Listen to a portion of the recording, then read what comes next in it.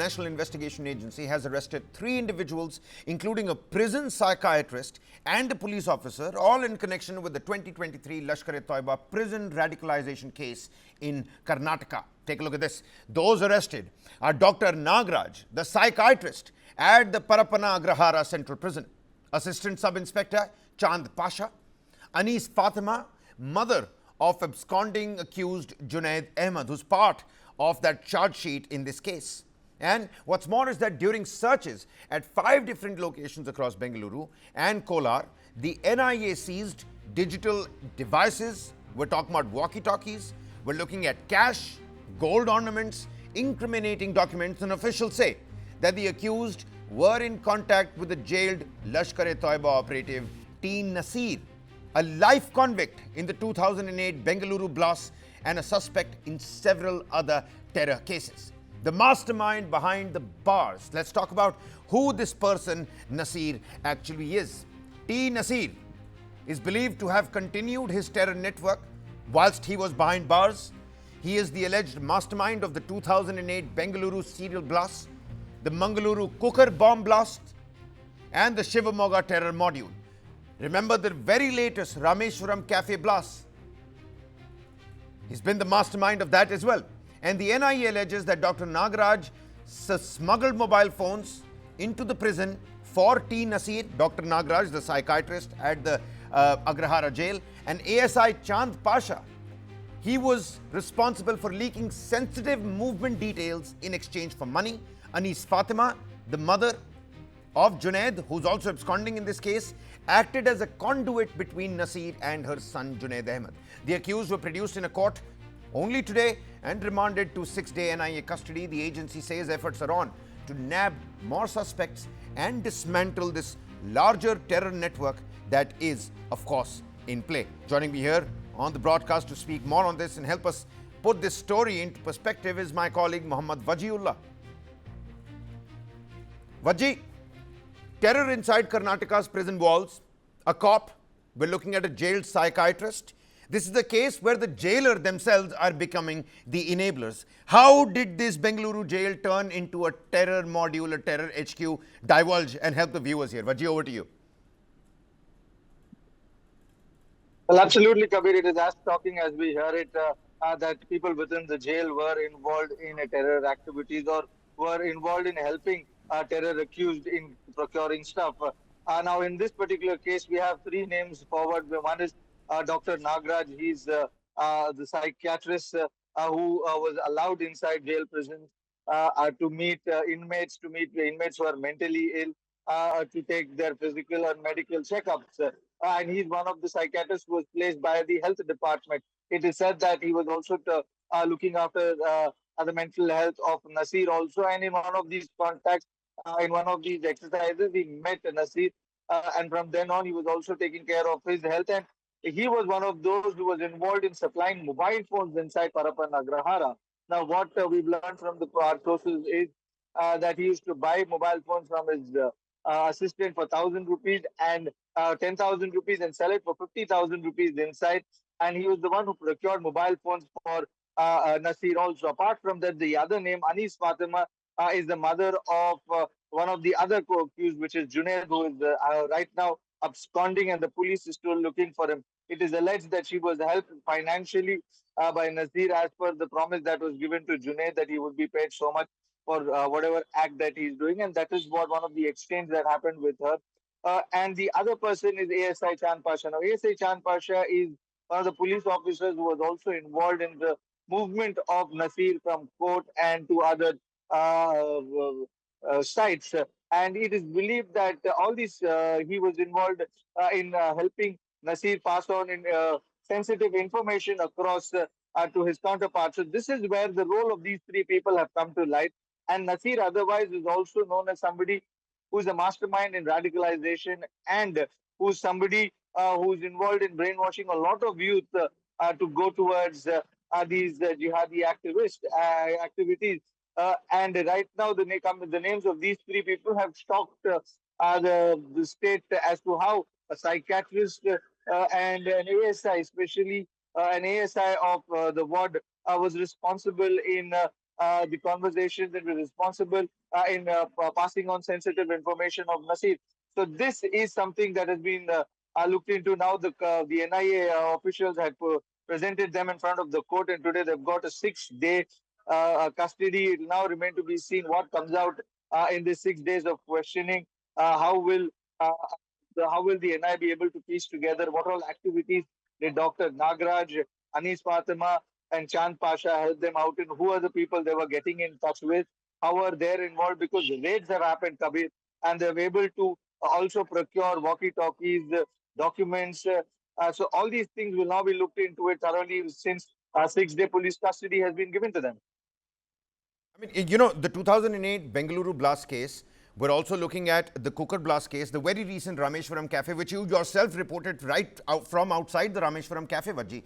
You know, a psychiatrist is somebody who's supposed to have, you know, great cognitive capacity. A psychiatrist is somebody who's able to help others with their mental health problems. But in this particular case, it's a psychiatrist who himself seems to have been brainwashed and is helping out T. Nasir.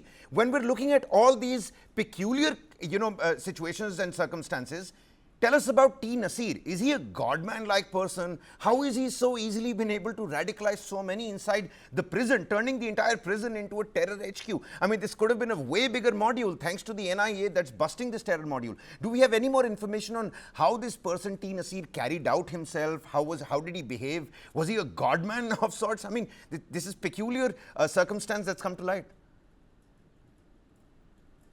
You're absolutely right, Kabir, because it is one thing to radicalize young youth, one thing to radicalize people from mosque, one thing to radicalize those who do not have any direction. But it's a completely different thing to radicalize and bring somebody like Dr. Nagraj, who's a psychiatrist, whose job role itself is to try to find the psyche of criminals, to try to find the psyche of people and understand what is it that's disturbing them. If people like them can get brainwashed, then Nasir seems to be a magician when it comes to radicalizing people, and that is what we are getting at. And now, what we understand of Nasir is he's somebody who has been involved in various blasts throughout through a course of 10 years, where his name has come across blasts like Cooker blast, be it the Mangalore blast, the Shimoga blast, the Rameshwaram blast, and his major role has been in finding those youth who would be able to do these activities, who would help them out. And that is what has been his role. And his convincing power seems to be very strong because if an ASI of the police whose responsibility is to handle the terrorist, and then Dr. Nagraj, who's the psychiatrist, that they have been able to brainwash, then Nasir seems to be somebody who is good at what he does, and that is why he was able to do the damages that he could do in different parts of Karnataka. Right. Mohammed Wajula bringing us those latest details and insights into the case. Many thanks, Wajib. We're going to keep coming back to you as and when we have more information for the viewers on this case. But moving on very quickly, an Indian Air Force fighter jet that crashed in Rajasthan's Churu. Latest details with us. The Indian Air Force has now confirmed that unfortunately both the pilots succumbed to the injuries. Indian Air Force in a statement has said that they deeply regret the loss of lives and stands firmly with the bereaved families in this time of grief. A court of inquiry has also been constituted to ascertain the cause of the accident. Now, this was a twin-seater Jaguar trainer aircraft of the Indian Air Force that crashed near Churu in Rajasthan during a routine training mission. The aircraft had taken off from the Suratgarh Air Base and was carrying 2 pilots on board, according to the IAF. The pilots reported a technical malfunction mid-flight and ejected in time, successfully steering the jet away from the populated areas and the airfield to minimize potential damage. My colleague Aditya Rajkal, Senior Executive Editor, joins us on the broadcast from the newsroom here. Aditya, first and foremost, heart goes out to our brave Indian Air Force pilots who made sure that they did not crash the jet in a populated area away from the airbase and away from the populated areas, but they did eject and yet succumb to the injuries. They also had reported a malfunction mid-flight, training sorties that have gone awry, and on the backdrop of so many aviation mishaps that have happened. I know we shouldn't mix the commercial airlines with what the Indian Air Force is doing, but yet another training sortie that has gone awry. Over to you, Aditya. A very unfortunate accident taking place of a Jaguar of the Indian Air Force yet again. Kabir, this is in Churu district of Rajasthan. Unfortunately, we've just received a statement from the Indian Air Force that confirms that both the pilots unfortunately have succumbed. I can read out the statement that has been issued by the Indian Air Force. It says, an Indian Air Force Jaguar trainer aircraft met with an accident during a routine training mission and crashed near Churu in Rajasthan today. Both pilots sustained fatal injuries in the accident. No damage to any civil property has been reported. IAF deeply regrets the loss of lives and stands firmly with the bereaved families in this time of grief.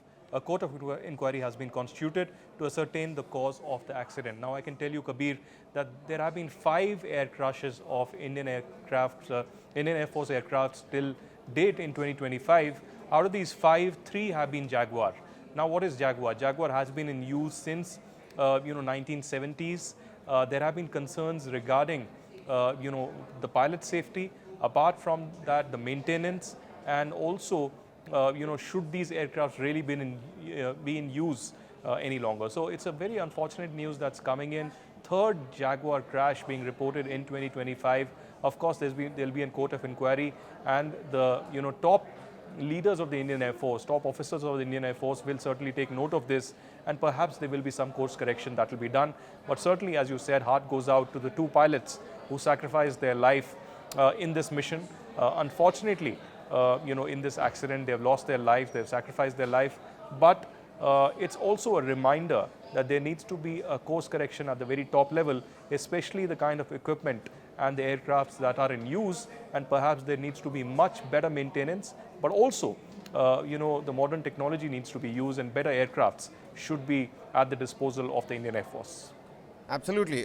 This does, put us in a little bit of a catch-22 situation, because we've clearly seen how robustly the Indian Air Force outperformed our adversaries during Operation Sindoor. That was for the entire world to see. But then again, carrying out these training sorties, just like you mentioned, in these old aircraft fleet, of Jaguars, how important is it right now for the Indian Air Force to weed out our old fleet and bring in the new ones? We know we've constantly been tying up and penning those contracts with Dassault for our Rafales, but how soon can that happen? Our own AMCA at home, that's also a little bit delayed at this point in time. Let's not mince any words over there.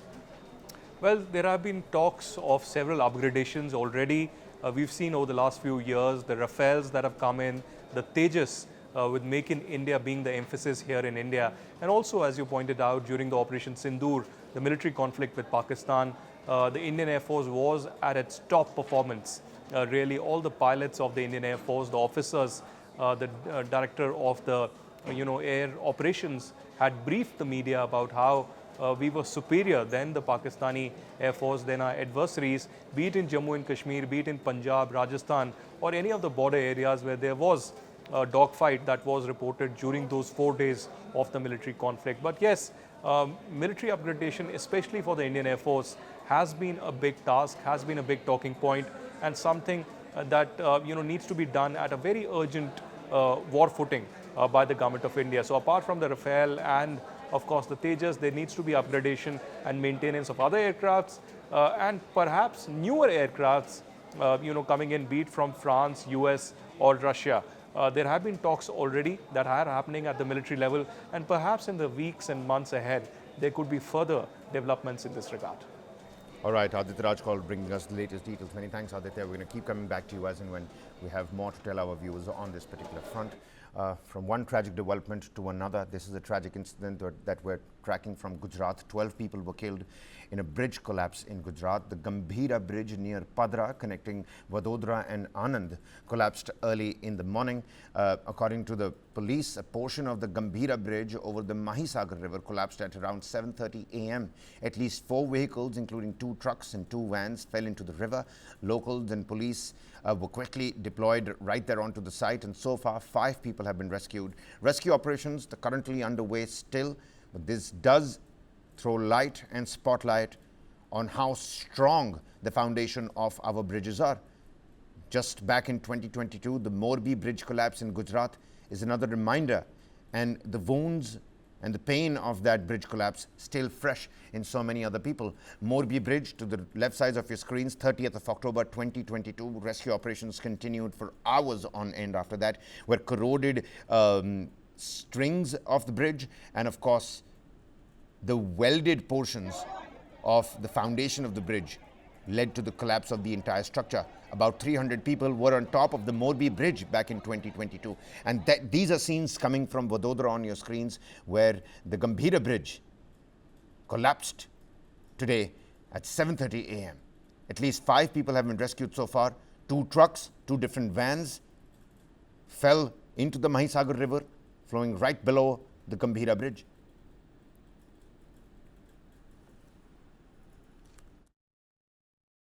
નવ લોકો ખાસ કરીને 9 લોકોના મૃતદેહ મળ્યા છે અને 6 લોકોને રેસ્ક્યુ કરવામાં આવ્યા છે.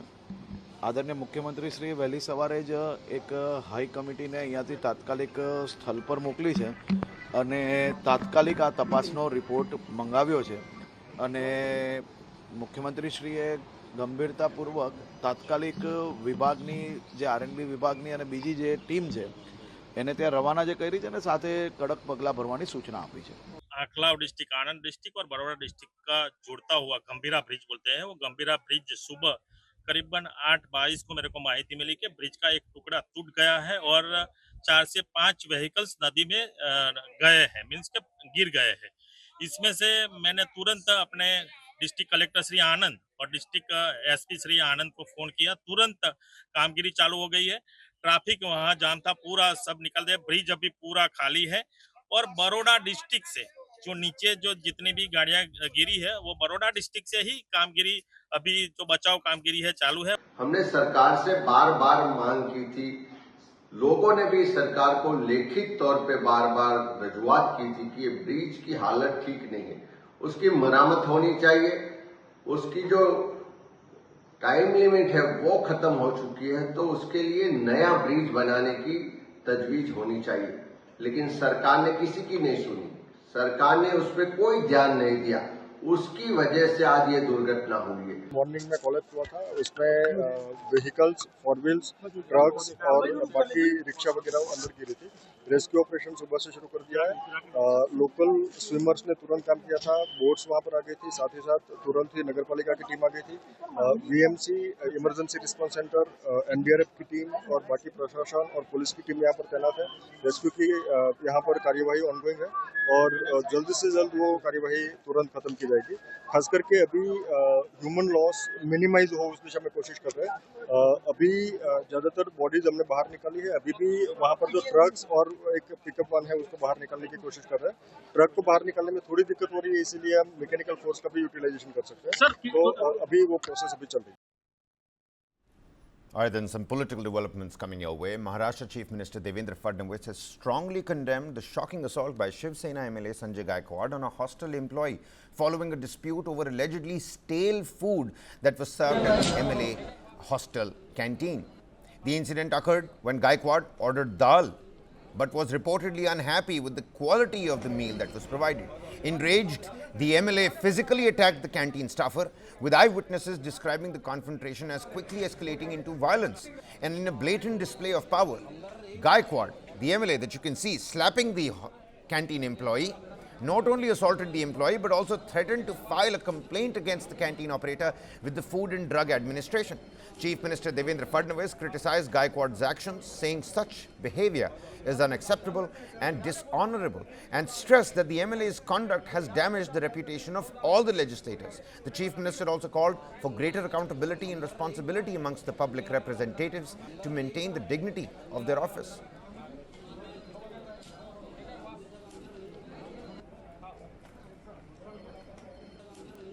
आणि निश्चितच अशा प्रकारचं वर्तन हे आपल्या कोणाही करता भूषणावं नाही. याच्याने विधिमंडळाची आणि आमदार म्हणून आपली सगळ्यांचीच प्रतिष्ठा प्रतिमा कुठेतरी कमी होते.